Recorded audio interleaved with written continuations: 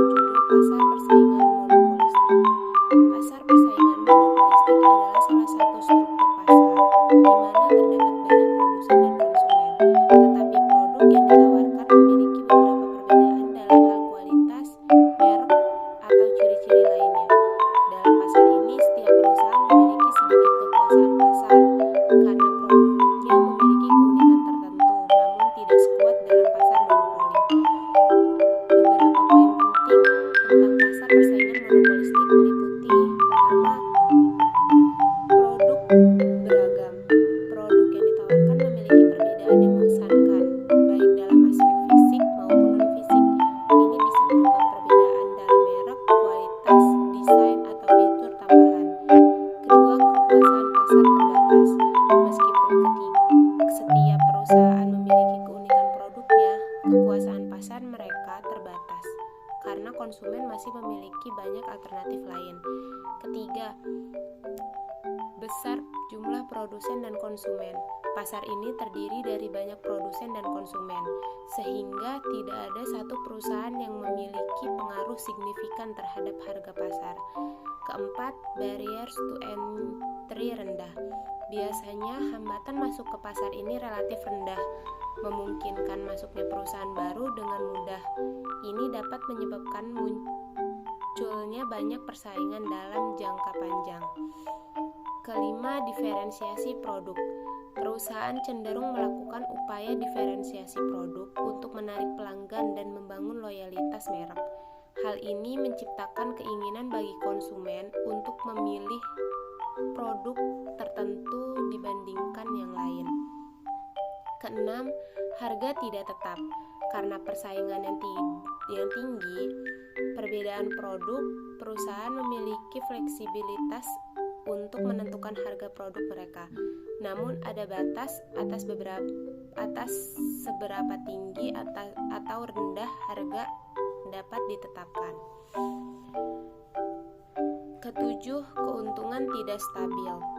Karena persaingan yang kuat dan biaya diferensiasi produk, perusahaan cenderung mengalami fluktuasi dalam keuntungan mereka. Kedelapan, non-price competition. Persaingan dalam pasar ini lebih cenderung berfokus pada aspek non-harga, seperti branding, iklan, kualitas, dan layanan pelanggan. Kesembilan, informasi asimetris. Karena perbedaan produk, konsumen mungkin kesulitan membandingkan secara akurat antara berbagai pilihan. Ini bisa menghasilkan ketidakseimbangan informasi di antara konsumen.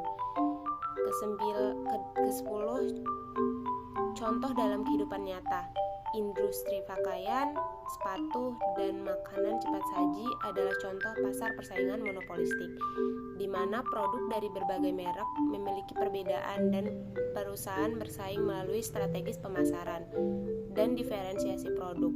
Pasar persaingan monopolistik memiliki ciri-ciri unik yang membedakan dari struktur pasar lainnya, seperti persaingan sempurna atau monopoli. Keuntungan dan kerugian pasar monopolistik. Keuntungannya: 1. Inovasi produk. Persaingan untuk memenangkan perhatian konsumen mendorong perusahaan untuk terus berinovasi dalam hal desain, fitur, dan kualitas produk mereka. Kedua, varietas produk. Keanekaragaman produk memungkinkan konsumen memiliki banyak pilihan preferensi individual mereka. Ketiga, pemahaman konsumen.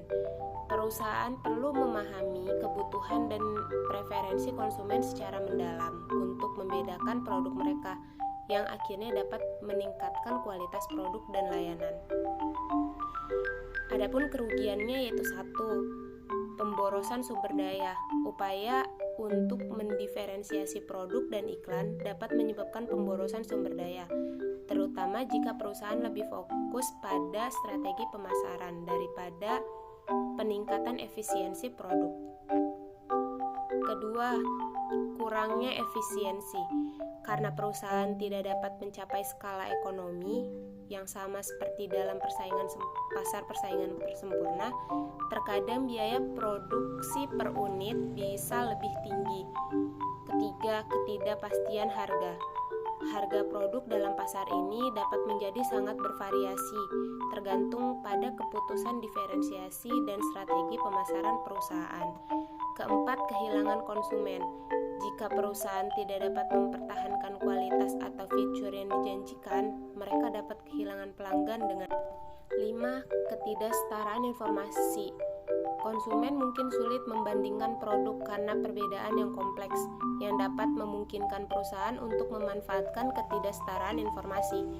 Dalam jangka panjang, pasar persaingan monopolistik dapat menghadapi tantangan jika perusahaan tidak dapat menghasilkan keuntungan yang konsisten atau jika diferensiasi produk tidak lagi relevan bagi konsumen.